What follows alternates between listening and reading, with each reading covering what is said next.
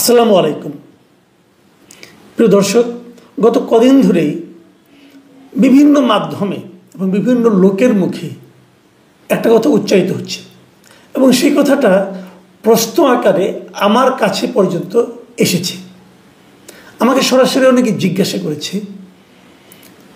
আসলে দেশে সেনাবাহিনীর মধ্যে কি কোনো অস্থিরতা দেখা দিয়েছে? সেনাবাহিনীর মধ্যে হচ্ছেটা কি? অথবা যদি আমি একটু ঘুরিয়ে বলি, সেনাবাহিনীকে নিয়ে কি হচ্ছে? এই প্রশ্নটা কিন্তু আমার মনে হয় এই মুহূর্তে আলোচনা করা একটু জরুরি হয়ে গিয়েছে। এই কথাটা আমার কাছে আসছে, আমাকে বলা বলি করছে, প্রশ্ন করছে, সেটা আরও 2-1 দিন হয়ে গেল। আমি আরও আগেই করতে পারতাম, কিন্তু আমি ইচ্ছে করে করিনি। আমি ভেবেছি যে এই একটা সেক্টরকে অন্ততপক্ষে বিতর্কের বাইরে রাখা উচিত। কারণ এটাকে নিয়ে বিতর্ক করলে, এটাকে নিয়ে কচলাকচলি করলে সেটা কারোর জন্যই ভালো কিছু হয় না। এটা একটা শৃঙ্খলা বাহিনী, তাদেরকে একটা নিয়মের মধ্যে চলতে হয়, তাকে নিয়মের মধ্যে থাকতে দেওয়া উচিত। তাদের জন্য অপ্রয়োজনীয় প্রশংসাও যেমন ভালো কিছু নয়, ঠিক একইভাবে তাদেরকে ইরিটেট করা, মানে খোঁচাখুচি করা, এটাও কোনো ভালো ব্যাপার নয়। বাট এই পরের কাজটা আমরা ইদানিং প্রায়ই দেখি। বিদেশ থেকে কিছু কিছু ইউটিউবার আছেন, কিছু কিছু সোশ্যাল নিজেদেরকে তারা আপনার অ্যাক্টিভিস্ট বলেন, তারা আছেন, তারা বেশ অশ্লীল শব্দ ব্যবহার করেন এই বাহিনীর বিভিন্ন কর্মকর্তা সম্পর্কে, বাহিনীর মানে আপনার কর্মকাণ্ড সম্পর্কে। এটা একটা পুরো জাতির জন্য আমি মনে করি একটা মানে ভয়ঙ্কর একটা খারাপ ব্যাপার। যাই হোক, আজকে এই আলোচনাটা আমি কেন করতে এলাম সেটা বলি।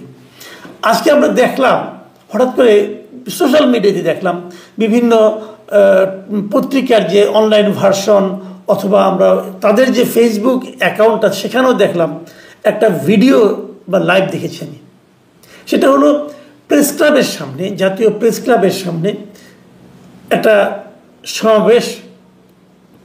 প্রথম দেখলাম সমাবেশ ঠিক অবস্থান ধর্মঘটের মতো। সেটা হলো অবসরপ্রাপ্ত বা বঞ্চিত বা পদচ্যুত, চাকরিচ্যুত এই সেনা সদস্যদের একটা সমাবেশ। তারপরে আবার দেখলাম যে তার সামনে প্রচুর সেনাবাহিনীর লোকজন প্রেস ক্লাবের সামনে দাঁড়িয়ে আছে, প্রহরা দিচ্ছে। আবার তারপরে আরেকটা দৃশ্য দেখলাম যে সেনাবাহিনীর কয়েকটা গাড়ি, এবং গাড়িগুলোতে মানে যে সামনের যে প্ল্যাকার্ড দেখলাম, নাম্বার প্লেটগুলো দেখলাম, মনে হলো যে বিগ অফিসার তারা হবে, সিনিয়র কোনো অফিসার। তারা দেখলাম যে কয়েকটা গাড়ি প্রেস ক্লাবের মধ্যে ঢুকলো। সাধারণত প্রেস ক্লাবের সেনাবাহিনীর কোনো কাজ নেই। সেনাবাহিনীর গাড়ি এভাবে ঢুকেছে অতীতে, আমি খুব নিকট অতীতে অথবা দূরবর্তী অতীতে আমি মনে করতে পারছি না প্রেস ক্লাবের সেনাবাহিনীর কী কাজ। কিন্তু তারা গেলেন। বিষয়টা কিছুই নয়, ওই যে চাকরিচ্যুত যারা পুনর্বহালের জন্য অথবা তাদের ক্ষতিপূরণ পাওয়ার জন্য আন্দোলন করছিলেন, তাদের সঙ্গে বৈঠক করার জন্য তারা গিয়েছেন। সন্ধ্যা পর্যন্ত আমি যতটুকু জানি, যতক্ষণ পর্যন্ত আমি জানি বৈঠক চলছিল, হয়তো এই বৈঠক এক সময় শেষও হয়ে যাবে। কিন্তু তার আগে আমি একটা প্রশ্ন করিনি, সেটা হলো গিয়ে যে এই যারা নাকি এই আন্দোলনটা করছিলেন, মানে তারা কে, তারা কারা, তাদের আন্দোলনের পেছনে কারণটা কি? আমি যৌক্তিকতার আলোচনায় যাব না, আমি খালি কারণটা নিয়ে উল্লেখ করতে যাচ্ছি। তারা কেন আন্দোলন করছেন? তাদের দাবিটা হলো যে বিভিন্ন সেক্টরে, যেমন প্রশাসনে অথবা অন্য অন্য কোনো সেক্টরে আওয়ামী লীগ আমলে অনেককেই অন্যায়ভাবে পদচ্যুত করা হয়েছে, চাকরিচ্যুত করা হয়েছে। আবার সরকারি চাকরিতে কিন্তু একটা নিয়ম আছে, যদি কাউকে সরকারি চাকরিজীবীকে বরখাস্ত করা হয় তাহলে সে কিন্তু তার সমস্ত দেনা পাওনা, যে পেনশন, গ্র্যাচুইটি, এগুলি কিছুই আর পায় না। মানে এটা একটা ভয়ঙ্কর একটা অবস্থা হয়ে দাঁড়ায়। অনেকে বলেন না আপনারা যে সরকারি চাকরি মানে আরামের চাকরি। হ্যাঁ, আরামের চাকরি। অনেকে বলেন যে পরবর্তী ভবিষ্যতের জন্য একটা নিশ্চিন্ত ভবিষ্যৎ থাকে, সেটাও ঠিক আছে। কিন্তু যদি আপনি বরখাস্ত হয়ে যান কোনো কারণে, যদি আপনাকে বরখাস্ত করা হয়, তাহলে কিন্তু আপনি কিছুই পাবেন না। এই যে কিছু না পাওয়ার ভীতি, আমরা যখন বলি যে সরকারি কর্মচারীরা কেন সরকারের এত আজ্ঞাবহ হয়, এর কারণ কিন্তু ওইটা, ওই কিছু না পাওয়ার ভীতি। যেগুলো সময় যে কোনো ছুতা নাতায় আপনাকে কিন্তু বরখাস্ত করে দিতে পারে। বরখাস্ত করে দেওয়ার অর্থ হলো আপনি আর তার সুযোগ সুবিধা পেনশনে কিছুই পাবেন না, আপনাকে শূন্য হাতে বিদায় নিতে হবে। তো এই ধরনের বরখাস্ত কিন্তু সেনাবাহিনীতেও হয়েছে এবং সেগুলো আমরা তো শুনতে পাইনি। সেনাবাহিনীর অনেক খবরই কিন্তু বাইরে আসে না, শোনা যায় না। তো এখানেও তাই হয়েছে। এবং তারা আওয়ামী লীগ সরকারের পতনের পর, শেখ হাসিনার বিদায়ের পর, তারা সঙ্গত কারণে তারা দাবি করেছে যে আমাদের সেই চাকরিচ্যুতি যা করা হয়েছে সেগুলোর ব্যাপারে একটা সুবিচার করা হোক। সুবিচার মানে অনেকে হয়তো চাকরি ফেরত চেয়েছেন, তার চাকরির বয়স আছে এবং তিনি মনে করেন তাকে চাকরি থেকে বাদ দেওয়াটা অন্যায় হয়েছে, সেটা হয়তো ফেরত পাবেন। আবার কেউ হয়তো ফেরত পেতে চাচ্ছেন না, ওনারা চাচ্ছেন ওনারা যা যা দেনা পাওনা আছে সেটা যেন সঠিক নিয়মে মিটিয়ে দেওয়া হয় এবং পরবর্তী জীবনে যেন তারা পেনশনটা পান। এই সমস্ত দাবিগুলো নিয়ে অবশ্যই আলোচনা হওয়া উচিত আমি মনে করি। আমি যতটুকু জেনেছি, এর মধ্যে আইএসপিআর একটা বিজ্ঞপ্তিও ছিল যে 802 জন এরকম ব্যক্তি তারা আবেদন করেছে সেনাবাহিনীর কাছে যে আমাদের এই ব্যাপারে বিচার করা হোক, আমাদের সুবিচারটা আমরা চাই, আমরা ন্যায্য বিচার চাই। এবং তার মধ্যে এরই মধ্যে যতটুকু আমি জেনেছি শতাধিক, মানে প্রায় 106টার মতো আবেদনপত্র চূড়ান্ত নিষ্পত্তির জন্য সংশ্লিষ্ট রেকর্ডে পাঠানো হয়েছে। মানে এগুলো খুব দ্রুতই নিষ্পত্তি হয়ে যাবে।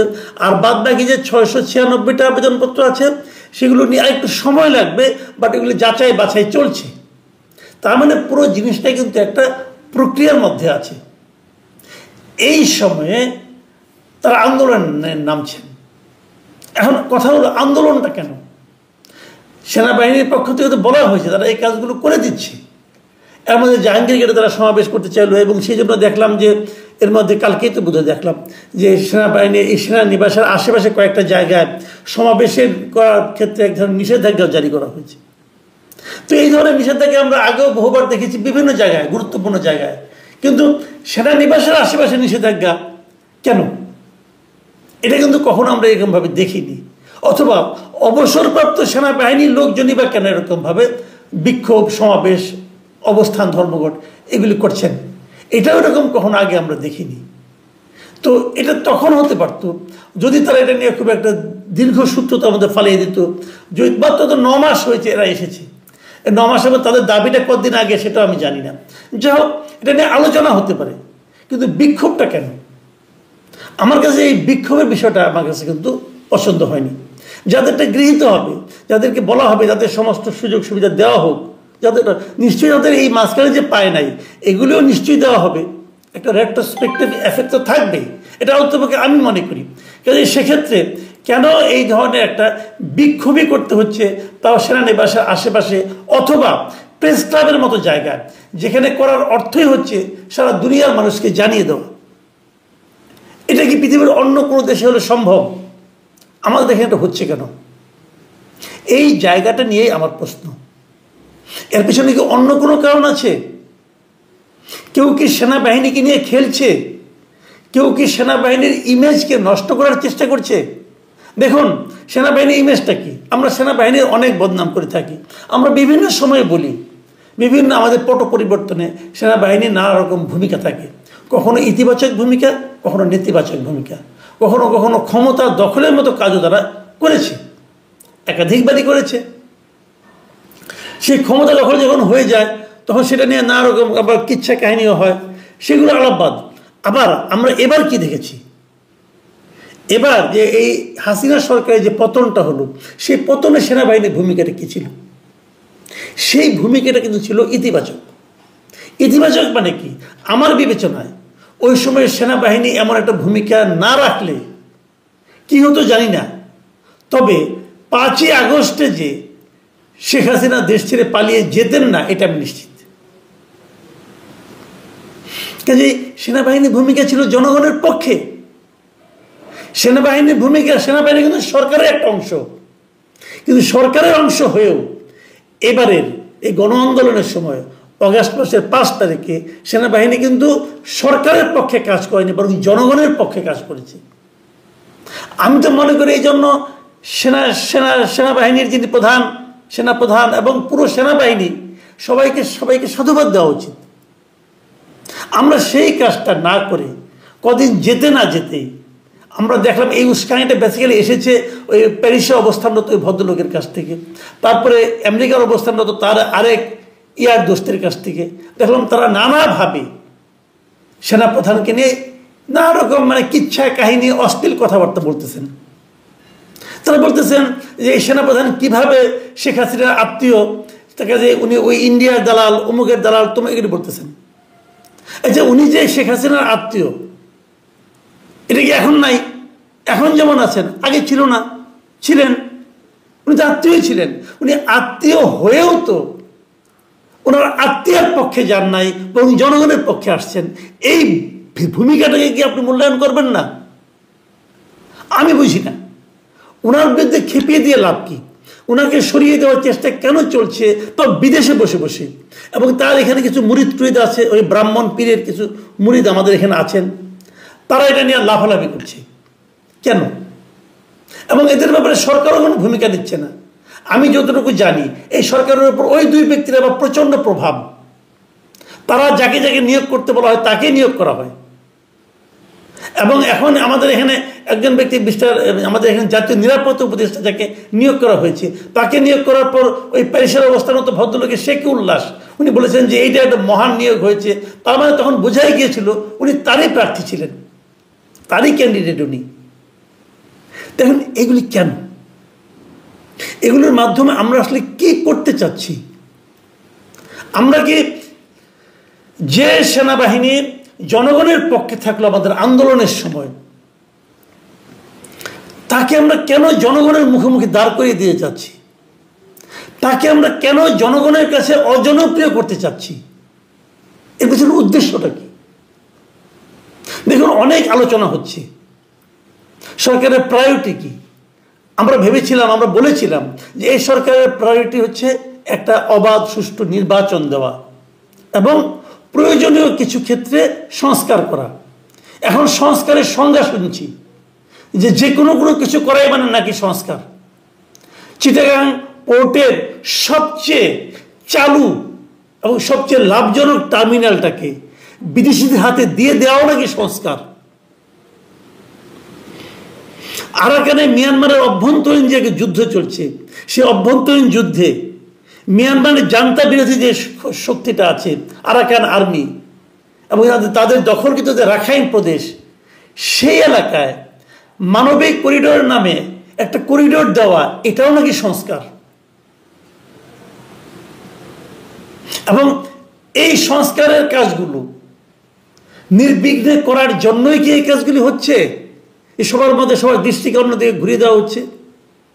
অন্যান্য কাজ কতটা দ্রুত হচ্ছে জানি না, কিন্তু এই সংস্কারের কাজগুলো কিন্তু খুব দ্রুত হচ্ছে।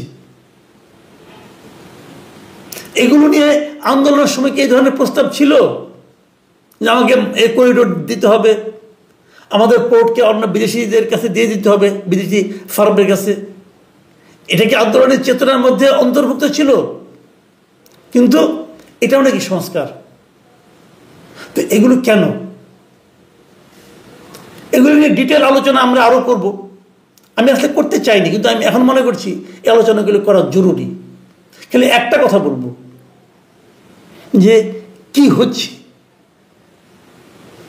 সেনাবাহিনীকে নিয়েই বা কি হচ্ছে, আর সেনাবাহিনীর ভেতরেই বা কি হচ্ছে।